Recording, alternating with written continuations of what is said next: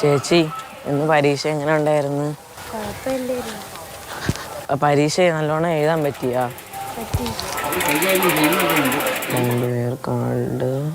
പെട്ടെന്ന് പഠിച്ചു തീർക്കണമെന്ന് ചേച്ചിയോട് ഭൂപതി പറയും.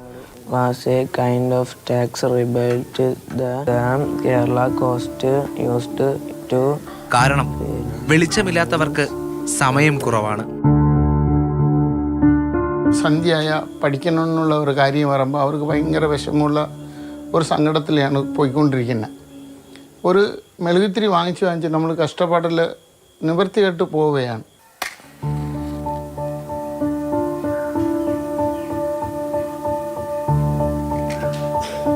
SSLC പരീക്ഷയാണ്.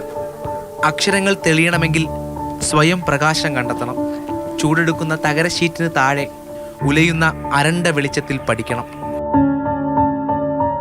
മെഴുകുതിരി വെട്ടത്തിരുന്ന് പഠിക്കണമെന്ന് ചെറിയ സങ്കടമൊക്കെ തോന്നും. അതായത് ചൂടത്തിരുന്ന് പഠിക്കുമ്പോൾ ഭയങ്കര ബുദ്ധിമുട്ടാണ്.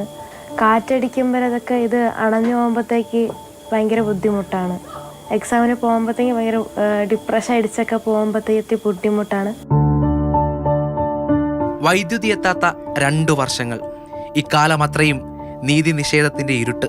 ഞാൻ ഇവിടെ 24 വർഷമായിട്ട് ഞാൻ ഇവിടെ ഈ കേരളത്തിലൊന്നും താമസിക്കുന്ന വാടക വീട്ടിലേക്കാണ് നമ്മൾ താമസിച്ചായിരുന്നു. നടപടി കാര്യങ്ങളെല്ലാം എൻ്റെ പ്രമാണത്തിൽ മുൻപ്രമാണം ഇരിക്കുന്ന പ്രമാണം എല്ലാത്തിലും പറഞ്ഞിട്ടുണ്ട്.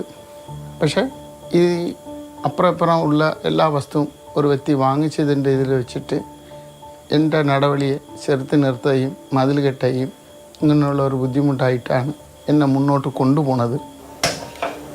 ഇരുട്ടിലാക്കിയത് വഴിത്തർക്കം. കളക്ടർ ഓഫീസിൽ കൊടുത്തതിൻ്റെ പരാതിയുടെ അടിസ്ഥാനത്തിൽ ഈ കറണ്ട് കൊടുക്കാൻ വേണ്ടി തീരുമാനിച്ചതാണ്. ഇപ്പോൾ അത്തരം കാര്യങ്ങൾ ബ്ലോക്ക് ചെയ്ത് വെച്ചുകൊണ്ടാണ് മുന്നോട്ട് പോകുന്നത്. പഠിച്ചു തീർത്തതൊക്കെ മെഴുകുകൂനുകൾ. നിഴൽ ചിത്രങ്ങൾക്കിടയിൽ പിന്നെയും പഠനം തുടരുന്നു.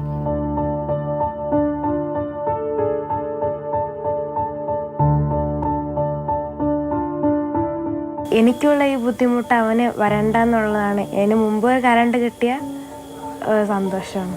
ഈ നേരത്തെ വെളിച്ചത്തിനപ്പുറം ഇരുട്ടാണ്. 2 വർഷത്തിനിടെ ഇങ്ങനെ എത്ര മെഴുകുതിരികൾ ഉരുകി തീർന്നിട്ടുണ്ടാകും. അപ്പോഴും ഇവർ സ്വപ്നം കാണുന്നത് വരാനിരിക്കുന്ന ആ വലിയ വെളിച്ചം തന്നെയാണ്.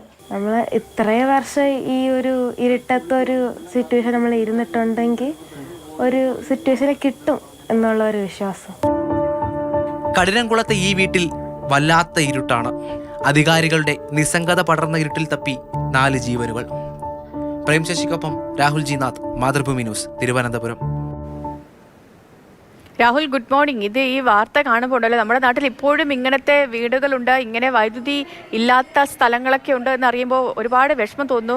ഈ പഠിക്കുന്ന കുഞ്ഞു മക്കളാണ്, പഠിക്കുന്ന മക്കളുള്ള വീടാണ്. 2 വർഷമായിട്ടും ഇവർക്ക് എന്തുകൊണ്ടാണ് ഇങ്ങനെ ഒരു നീതി നിഷേധം നേരിടേണ്ടി വരുന്നത് രാഹുൽ? ഒപ്പം തന്നെ ഈ ഒരു വഴിത്തർക്കമൊക്കെ അധികാരികൾക്ക് മുന്നിൽ എത്തിച്ചിട്ടുണ്ട് എങ്കിൽ 2 വർഷമൊക്കെ വേണം ഒരു വൈദ്യുതി എത്തിക്കാനായിട്ട്. കാരണം വൈദ്യുതി എന്ന് പറയുന്നത് നമ്മുടെ മിനിമം അടിസ്ഥാനപരമായ ഒരു മനുഷ്യൻ്റെ ആവശ്യമാണ് വൈദ്യുതി എന്ന് പറയുന്നത്. അപ്പോൾ അതുപോലും നിഷേധിക്കപ്പെടുന്ന ഒരു അവസ്ഥയൊക്കെ നമ്മുടെ നാട്ടിൽ ഇപ്പോഴും നിലനിൽക്കുന്നുണ്ടോ രാഹുൽ?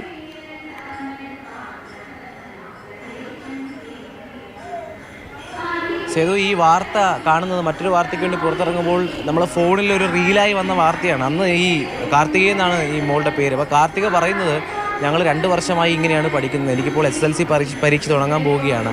അപ്പോൾ മോഡൽ പരീക്ഷ ഇത് അടുക്കുകയാണ്, ഇതുവരെ കറണ്ട് വന്നില്ല എന്ന് പറയുന്ന ഒരു വീഡിയോ ഞാൻ കാണുകയാണ്. അപ്പോൾ ഈ സ്ഥലം അന്വേഷിച്ചു കഠിനംകുളമാണെന്ന് അറിഞ്ഞു. അപ്പോഴും ഞാൻ പ്രതീക്ഷിക്കുന്നത് മോഡൽ പരീക്ഷയ്ക്ക് മുമ്പ് ആ കുട്ടി പറഞ്ഞ വാക്കുകളാണ്. അപ്പോൾ എന്തായാലും കറണ്ട് കിട്ടിക്കാണും, ആരെങ്കിലും ഇടപെട്ട് കറണ്ട് കൊടുത്തു കാണും എന്ന് ഞാൻ ചിന്തിച്ചു. പക്ഷേ എന്നെ അത്ഭുതപ്പെടുത്തിക്കൊണ്ട് ഈ പറയുന്നത് പോലെ അവിടെ കറണ്ട് ഇല്ലാതെ ജീവിക്കുകയാണ്, ഒരു 4 പേര് ജീവിക്കുകയാണ്. ഇപ്പോൾ ഇദ്ദേഹത്തെ സംബന്ധിച്ച് മാരിയപ്പൻ എന്നാണ് ഈ വീട്ടുടമസ്ഥൻ്റെ പേര്, കുട്ടികളുടെ അച്ഛൻ്റെ പേര്. അപ്പോൾ അദ്ദേഹം തമിഴ്നാട്ടിൽ നിന്ന് ഇവിടെ വന്ന് താമസിക്കുന്ന ആളാണ്. അപ്പോൾ പുള്ളി അതൊക്കെയാണ് പറയുന്നത്, എൻ്റെ തൊഴിലായിരിക്കാം, ചിലപ്പോൾ ഞാൻ മറ്റൊരു നാട്ടിലെ ആളായതുകൊണ്ടാകാം ഈ പ്രശ്നങ്ങൾ പരിഹരിക്കപ്പെടാത്തത് എന്നൊക്കെ പറയുന്ന രീതിയിൽ കാര്യങ്ങൾ പറയുന്നുണ്ട്.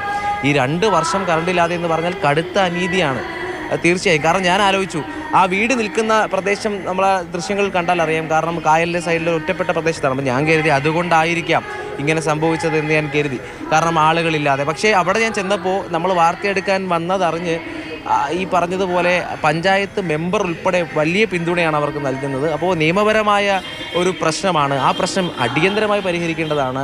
അപ്പോൾ ഇത് ശ്രദ്ധയെത്തിക്കുക എന്നുള്ളത് നമ്മുടെ ദൗത്യമാണ്. ഇവിടെ സങ്കടമല്ല, മറിച്ച് ഇത് ഒരു കറണ്ട് കിട്ടേണ്ട പ്രവർത്തനത്തിലേക്ക്, കറണ്ട് ഇല്ലാത്തതിൻ്റെ പ്രശ്നം കൊണ്ട് തന്നെ വെള്ളം കിട്ടുന്നില്ല, അങ്ങനെ പലയധികം കാര്യങ്ങളുണ്ട്. അപ്പോൾ ഇത് പരിഹരിക്കപ്പെടേണ്ട പ്രശ്നം തന്നെയാണ്.